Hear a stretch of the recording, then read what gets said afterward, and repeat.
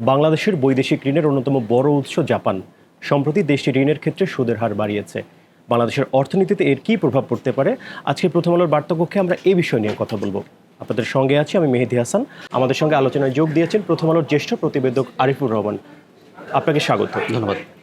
যে জাপান যে ঋণের ক্ষেত্রে সুদের হার বাড়ালো, এই সিদ্ধান্ত নেওয়ার কারণ কি, প্রেক্ষাপটটা কি আসলে? প্রেক্ষাপটটা হচ্ছে গত 29শে মার্চ জাপান সরকার আনুষ্ঠানিকভাবে বাংলাদেশ সরকারকে একটি চিঠি দেয়। সেই চিঠিতেই বলা হয় যে বাংলাদেশকে এতদিন ধরে যে ঋণ দেওয়া হয় সেই ঋণের যে সুদের হার সেটা তারা রাখছে না, সেটা তারা বাড়াচ্ছে। যদিও চিঠিতে আনুষ্ঠানিকভাবে কিছু লেখা নেই যে কেন বাড়াচ্ছে, কিন্তু যদিও আমরা সরকারের বিভিন্ন স্তরে বিভিন্ন পর্যায়ে কথা বলেছি, বেশ কয়েকটি কারণ জানা গেছে। তার আগে বলছি যে আমাদের ঋণের হার আগে কত ছিল, এখন কত হবে। এতদিন ধরে বাংলাদেশ গড়ে 2 থেকে 2.5% সুদে বাংলাদেশকে ঋণ দিত জাপান সরকার, যেটা জাইকার মাধ্যমে। জাইকা হচ্ছে জাপান সরকারের একটি উন্নত সহযোগী সংস্থা। সেই জায়গার মাধ্যমে ঋণ দেওয়া হয় বাংলাদেশ, ঋণ বন্টন করে। হ্যাঁ, বন্টন করে। তো যেটা 2% থেকে 2.5%-এর মধ্যে ছিল এতদিন ধরে ঋণের সুদের হার, সেটা এখন তারা বাড়িয়ে 3.5%-এরও বেশি, 1% মতো বেশি বেড়ে গেল।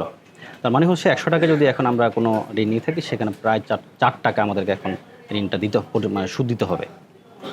প্রশ্ন হচ্ছে কেন জাপান সময়ে সময়ে বাংলাদেশ সহ বিশ্বের অন্যান্য দেশে যারা জাপান তাদের ঋণ দিয়ে থাকে, সেক্ষেত্রে সুদের হার সেটা তারা পর্যায়ক্রমে সংশোধন করে থাকে। তো বাংলাদেশ, আপনারা জানেন যে জাতিসংঘ এবং বিশ্বব্যাংকের যে মেথডটি আছে, পদ্ধতি আছে, বাংলাদেশ নিম্ন আয়ের দেশ থেকে নিম্ন মধ্যম আয়ের দেশে উন্নীত হয়েছে 2014-15 সালের দিকে। তো সেই ক্ষেত্রে বিশ্বব্যাংক সহ অন্যান্য উন্নয়ন সহযোগী সংস্থা বাংলাদেশে যারা ঋণ দিত, তারা তাদের ঋণের সুদের হার বাড়িয়েছিল। একমাত্র জাপান বাংলাদেশকে ঋণের সুদের হারটা এতদিন ধরে খুব কমভাবে বাড়িয়েছিল, কিন্তু এবার লম্বা ভাবে তারা ঋণের সুদের হারটা বাড়িয়েছে। তো আমি যদি আপনার কাছে জানতে চাই যে জাপান যে ঋণের ক্ষেত্রে সুদের হার বাড়ালো, জাপান বাংলাদেশে কয় ধরনের শর্তে ঋণ দেয় বা কয় ধরনের ঋণ দেয় বাংলাদেশকে? এখানে বিভিন্ন প্রকল্প থেকে প্রকল্প ভ্যারি করে।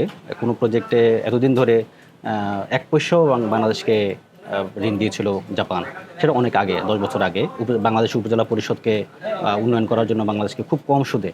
এবং আপনাকে আমি কয়েকটি তথ্য দিচ্ছি, সেটা হলো যে আমাদের ঢাকা চট্টগ্রাম মহাসড়কে যে 3টি সেতু হয়েছে, কাঁচপুর সেতু, দ্বিতীয় মেঘনা এবং দ্বিতীয় গোমতী, এই সেতুগুলো করার ক্ষেত্রে জাপান আমাদেরকে খুব কম সুদে ঋণ দিয়েছিল। বর্তমানে জাপানের অর্থায়নে যে প্রকল্পগুলো চলছে, সেগুলো খুব কম সুদে, সেগুলো 1 থেকে 2% সুদে বাংলাদেশকে ঋণ দিয়েছিল। যেমন মাতারবাড়ি প্রজেক্ট, আমাদের মেট্রো রেল প্রকল্প, এই প্রকল্পগুলো বাংলাদেশকে খুবই কম সুদে দেওয়া হয়েছিল। কিন্তু এখন থেকে যেটি কার্যকর হবে 1 এপ্রিল 2026 থেকে, তারা ঋণের সুদের হার বাড়িয়েছে, যেটা বাংলাদেশের জন্য এখন বাংলাদেশ সরকার যেটা মনে করছে যে বেশ চাপে হবে বাংলাদেশের জন্য। বিশেষজ্ঞরা একটা কথা বলছেন যে কম সুদে যে ঋণের ক্ষেত্রে অনেক সময় যে ঋণদাতা দেশগুলো আছে, তারা অনেক সময় কেনাকাটার ক্ষেত্রে তাদের দেশ থেকে কেনাকাটা করতে বলেন। তো সেই কারণে দেখা যায় যে প্রকল্পের ব্যয়ে এদিকে ঋণের ক্ষেত্রে সুদ কম দিচ্ছেন, কিন্তু বিভিন্ন ধরনের জিনিসপত্র কেনাকাটা করতে হয় সেই দেশ থেকে, সেক্ষেত্রে খরচ বেড়ে যায় কিনা। বা জাপান, চীন, এই দুটি দেশ এবং আমাদের অন্য দেশ যেগুলো আছে, রাশিয়া সহ অন্য যেগুলো, যখন বাংলাদেশের সঙ্গে চুক্তি সই করার ক্ষেত্রে এই একটা ক্লজ বা একটা ধারা থাকে যে, বিশেষ করে চীন, যখন চুক্তিটা হয় তখন বলা থাকে যে আমার দেশ থেকে তোমার পণ্য বা সেবা নিতে হবে। এটা জাপানের বেলায় প্রযোজ্য, যেটা মেট্রো রেল যেগুলো হয়েছে সেক্ষেত্রে বলা ছিল। এবং আমাদের এখন যে মেট্রো রেল 5 যেটা এখন হবে, এটা 6 এখন তো চলছে, সেক্ষেত্রেও কিন্তু ঋণের সুদের হার নিয়ে 5 বলতে এটা কোন রুটটি আসলে? এটা হচ্ছে সাভারের হেমায়তপুর থেকে আমাদের এয়ারপোর্ট পর্যন্ত একটা 5 এটা হওয়ার কথা রয়েছে। সেটা নিয়ে এখন দর কষাকষি চলছে, ঋণ সুদের হার কত হবে। তো এটা সামনের দিনগুলোতে বাংলাদেশের যখনই 1 এপ্রিল থেকে এটা কার্যকর শুরু হলো, বাংলাদেশের এই অর্থ বছরে মানে 26-27 অর্থ যেটা আসছে, সেখানে 3টে প্রজেক্ট জাপানের অর্থায়নে বাস্তবায়নের কথা ছিল।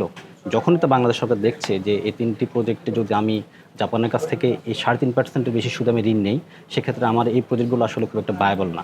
তখনই সরকার সিদ্ধান্ত নিয়েছে যে না, আমরা এই প্রকল্পগুলো আমরা ফেরত নিচ্ছি। এই প্রকল্পগুলো বাস্তবায়ন না হলে এই মুহূর্তে খুব সমস্যা নেই, কারণ এগুলোর সঙ্গে খুব একটা কর্মসংস্থানের খুব একটা সম্পর্ক নেই এবং আমাদের দেশের অর্থনীতি নতুন করে খুব বড় ধরনের সুফল বয়ে নিয়ে আসবে। সেজন্য সরকার আগামী অর্থবছরে যে 3টি প্রকল্প বাস্তবায়ন করার কথা ছিল জাপানের অর্থায়নে বা জাপানের ঋণে, সেগুলো সরকার ফেরত নিচ্ছে। আপনার কাছে যদি জানতে চাই, বাংলাদেশে যেসব বড় ঋণদাতা দেশগুলো রয়েছে যারা বাংলাদেশকে ঋণ দেয়, তাদের ক্ষেত্রে কে কোন অবস্থানে রয়েছে এবং জাপানের অবস্থানটা কি আসলে? একক দেশ হিসেবে জাপান বাংলাদেশকে সবচেয়ে বেশি ঋণ দিয়ে থাকে। আর সার্বিকভাবে বিভিন্ন উন্নয়ন সহযোগী সংস্থা এবং দেশ হিসেবে যদি বলছি, সেক্ষেত্রে জাপানের অবস্থান তৃতীয়। প্রথম সবচেয়ে বেশি ঋণ আমরা পাই বিশ্বব্যাংক তরফ থেকে, এরপরে সেকেন্ড পজিশনে আছে এশীয় উন্নয়ন ব্যাংক এডিবি, তৃতীয় অবস্থানে দেশ এবং সংস্থা দুটো মিলে জাপান তৃতীয় অবস্থানে আছে। আমাদেরকে একক দেশ হিসেবে এবং সংস্থা হিসেবে যখন আমাদেরকে এই মুহূর্তে জাপানের টোটাল ঋণের শতাংশ হচ্ছে 18% ঋণ আমরা জাপানের কাছ থেকে পেয়েছি এখন পর্যন্ত। এবং প্রশ্ন হচ্ছে যে ঋণের সুদের হার কার কত? আমরা বিশ্বব্যাংক থেকে যে ঋণ সুদের হার পাই, এটার গড়ে 2% সুদে আমরা বিশ্বব্যাংক থেকে ঋণটি পাই। এশীয় উন্নয়ন ব্যাংক থেকেও ঠিক তাই, 2% সুদে আমরা সেটি পাচ্ছি। কিন্তু জাপান যেটা 1 এপ্রিল থেকে কার্যকর করলো, এতে বিশ্বব্যাংক এবং এশীয় উন্নয়ন ব্যাংক তার চেয়েও এখন বেশি হয়ে গেছে জাপানের ঋণ। সেক্ষেত্রে এটা সত্যিকার অর্থে আপনি যেটা শুরুতে যেমনটা বলছিলেন যে বাংলাদেশের জন্য জাপান সত্যিকার একটা বন্ধুপ্রতিম দেশ।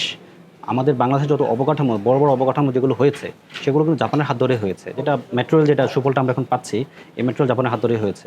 সেক্ষেত্রে এখন যে 3% সুদ, 3.5%-এর বেশি সুদ হয়ে যাচ্ছে, আগামী দিনগুলোতে বড় যে কোনো প্রজেক্টে আমরা নেই, সেক্ষেত্রে আমাদের চাপটা বাড়বে। আপনাকে বলে রাখছি, সেটা আগামী অর্থ বছর থেকে 26,000 যেটা আসছে, আমাদের ঋণের সুদের হার, যেটা আমরা বিগত 10 বছর 15 বছর আগে যে ঋণগুলো আমরা নিয়েছি বিশ্ব উন্নয়ন সহযোগী সংস্থা থেকে, যেটা রাশিয়া থেকে আমরা রূপপুর প্রজেক্টে নিয়েছি, সেখানে আমাদের সুদের হার আগামী অর্থ বছর থেকে আমাদের চাপটা বাড়বে। সেক্ষেত্রে ভবিষ্যতে আমরা যখন কোনো ঋণ নেব আমরা জাপানের কাছ থেকে, সেক্ষেত্রে আমাদের বাজেটে এই চাপটা বাড়বে।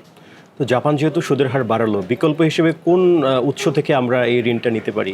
এই মুহূর্তে আসলে আমাদের প্রচলিত, আমরা আসলে বিশ্বব্যাংক, এডিবি, রাশিয়া, জাপান, এই দেশ থেকে আমরা মূলত আমাদের ঋণগুলো পেয়ে থাকি। বিকল্প অপশন যেটা আমাদের জন্য সরকার চিন্তা করছে, সেটা চীনের অর্থায়নে একটা ব্যাংক হয়েছে AIIB ব্যাংক। এখান থেকে আমাদের এখনও ঋণের সুদের হার বা আমার এখন ঋণ নেওয়ার প্রবণতা খুবই কম। ইউরোপিয়ান বিভিন্ন ব্যাংক থেকে আমাদের ঋণ নেওয়ার বিষয় হতে পারে, অন্য দেশ থেকে সরকার খুঁজছে। কিন্তু আসলে আমাদের যেটা সরকারের তরফ থেকে বা বিভিন্ন জায়গা থেকে যেটা বলা হয়, IMF সহ বিভিন্ন উন্নয়ন সহযোগী সংস্থা আমাদেরকে যে পরামর্শ দিয়ে থাকে, আমরা আসলে বিদেশি ঋণ খোঁজাচ্ছে, বরং আমাদের অভ্যন্তরীণ আমাদের রাজস্ব আদায় বাড়ানো উচিত। গত 15 বছর আগে আমাদের যে রাজস্ব জিডিপি রেশিও 10%-এর নিচে রয়েছে, আমাদের রাজস্ব আদায়ের হার খুবই সুযোগ রয়েছে এই রাজস্ব আদায় বাড়ানো, কিন্তু কোনো সরকারই আসলে এই দিকে খুব একটা নজর দেন না। কারণ নতুন করে যদি কারো করার হার বা করার আওতা বাড়াতে যায়, সেক্ষেত্রে নিশ্চয়ই তার ভোটের উপর একটা প্রভাব সিদ্ধান্ত নিতে হয়। সেজন্য সরকার আসলে এই দিকে যান না। সরকার তখন বিকল্প অপশন হিসেবে বিভিন্ন উন্নয়ন সহযোগীর কাছ থেকে এই ঋণ নিয়ে থাকে। ঋণ করে হলো ঘি খাওয়ার মতো করতে হয়। যে জাপান যে ঋণের ক্ষেত্রে সুদের হার বাড়ালো, তো এই বিষয়টি নিয়ে বিশেষজ্ঞরা বা অর্থনীতিবিদরা কি বলছেন, তাদের বক্তব্য কি? জাপানের এই সিদ্ধান্তের ফলে প্রথমেই আমাদের সরকারের, যেহেতু এক নতুন সরকার আসছে, আপনি জানেন, মাত্র 2 মাস হলো একটা সরকার মনে করছে, এবং সরকার নীতি নির্ধারক মনে করছে খুব অপ্রত্যাশিত এরকম একটা সিদ্ধান্ত জাপানের পক্ষ থেকে মাত্র আসলো। মানে সরকার এটা মনে করতে পারে না যে এরকম একটা সময় জাপানের তরফ থেকে এরকম সিদ্ধান্ত আসতে পারে। ইতিমধ্যে সরকারের নীতি নির্ধারক যে বিষয়টা আলোচনা হয়েছে, তো আমরা দুজন বিশেষজ্ঞের সঙ্গে কথা বলেছি, তারা দুজন দুইভাবে কথা বলেছেন। একজন বলেছেন যে আসলে এই মুহূর্তে জাপানকে একটু যদি বোঝানো যায় যে এই সিদ্ধান্তটা বা এটা রিকনসিডার করা যায় কিনা, আরও 1 বছর এটাকে পেছানো যায় কিনা, যে এই সুদের হারে যদি কোনো প্রকল্প নেওয়া হয় এই মুহূর্তে, আসলে সেটা তো বাংলাদেশের উপর চাপটা আরও বেড়ে যাবে। আদৌ কি সেটা সম্ভব? এটা হচ্ছে এক। আরেকজন যেটা বলছে যে যদি জাপানের অর্থায়নে বা জাপানের ঋণে এই মুহূর্তে আমাদের বড় কোনো প্রকল্প নিতেই হয়, সেক্ষেত্রে এমন প্রকল্প আমাদের নেওয়া উচিত যে সমস্ত প্রকল্পে আমাদের কর্মসংস্থান বাড়ে বা কর্মসংস্থান তৈরি হয়, এমন প্রকল্প নিলে সেটা আমাদের জন্য ভালো হবে। বিগত সময়ে আমরা দেখেছি জাপানের অর্থায়নে বেশ কিছু প্রজেক্ট নেওয়া হয়, যেগুলো আসলে আমাদের অর্থনীতিতে খুব একটা অবদান রাখেনি, যে কারণে এখন আমাদের ওই ঋণের পরিশোধটা এখন আমাদের অর্থনীতি বা আমাদের বাজারের উপরে চাপ তৈরি হয়েছে। তো সরকারের এখন উচিত দুটো জিনিস, সেটা হলো যে জাপানের ঋণে যদি ভবিষ্যতে কোনো প্রকল্প নেওয়া হয়, সেটা কর্মসংস্থান নির্ভর এবং আমাদের অর্থনীতিতে বড় ধরনের প্রভাব ফেলতে পারে সে ধরনের প্রকল্প নেওয়া উচিত। অথবা আমাদের যেটা বলছিলাম যে রাজস্ব আদায়ের উপরে আমাদের জোর দেওয়া উচিত। যদিও সরকার সেদিকে কতটুকু হাঁটবে সেটা তো নিশ্চয় সময় বলে দেবে। একটি বিষয়ে আমি একটু আলোচনা করতে চাই, সেটি হলো যে হযরত শাহজালাল আন্তর্জাতিক বিমানবন্দরের 3rd টার্মিনাল তো জাপান করেছে, তো অনেকদিন হলো উদ্বোধন করা হলো, কিন্তু এটা চালু হচ্ছে না। তো এক্ষেত্রে জাপানের সঙ্গে বাংলাদেশে কোনো টানাপোড়েন চলছে কিনা, কূটনৈতিক বা বাণিজ্যিক? নতুন সরকার দায়িত্ব নেওয়ার পর তারা এটা নিয়ে বৈঠক করেছে। আপনি জানেন যে 3rd টার্মিনাল অনেক আগেই হয়ে আছে, নতুন সরকার আসছে, তারা বৈঠক করেছে। কিন্তু এটার যে সমস্যাটা আসলে যে জায়গাটায় রক্ষণাবেক্ষণ এবং কীভাবে পরিচালিত হবে, জাপান সরকার একভাবে চাচ্ছে, বাংলাদেশ সরকার এর আগে তারা একভাবে চেয়েছিল, বর্তমান সরকার আসে তারাও হয়তো একভাবে চায়, জাপান সরকার তাদের মতো করে চায়। এই যে দুই পক্ষের যে দর কষাকষি সেটা এখন চলছে, সেই জায়গা থেকে তো নিশ্চয়ই এক ধরনের তাদের মধ্যে দর কষাকষি চলছে। এটা হচ্ছে এক। আর হলো যে আমাদের যে বাকি যে দুটো মেট্রো রেল আছে সেই দুটো মেট্রো রেলেও আমাদের যে খরচ যে ধরা হয়েছে, জাপান যেহেতু তাদের মতো করেই তাদের দিয়ে সমীক্ষা করিয়েছে এবং তাদের দেশ থেকেই উপকরণগুলো বা পণ্যগুলো বাংলাদেশে আসবে, সেখানেও বাংলাদেশের পক্ষ থেকে বেশ কিছু মতামত বা পরামর্শ দেওয়া হয়েছে যে এই ঋণটা এই খরচটা আরও কমানো যায় কিনা, সেটা নিয়েও আলোচনা চলছে। তো অতএব বাংলাদেশের সঙ্গে এই মুহূর্তে জাপানের সঙ্গে আরও বেশ কিছু বিষয় নিয়েও আলোচনা চলছে। সেই জায়গা থেকেও হয়তো হতে পারে যে, এবং আপনাকে আরেকটা তথ্য জানিয়ে রাখি, সেটা হলো যে সরকার বিভিন্ন উন্নয়ন সহযোগী সংস্থা থেকে গত 115 বা 1 মাসের মধ্যে তাদের বাজেট সাপোর্ট, আপনি জানেন যে আমাদের যে মধ্যপ্রাচ্যের যুদ্ধের কারণে আমাদের আমদানি ব্যয় বেড়ে যাচ্ছে, বেড়ে গেছে ইতিমধ্যে, যার ফলে সরকার বাজেটের উপর চাপ বাড়ার কারণে সরকার বিভিন্ন উন্নয়ন সহযোগী সংস্থার কাছে ঋণ চাচ্ছে।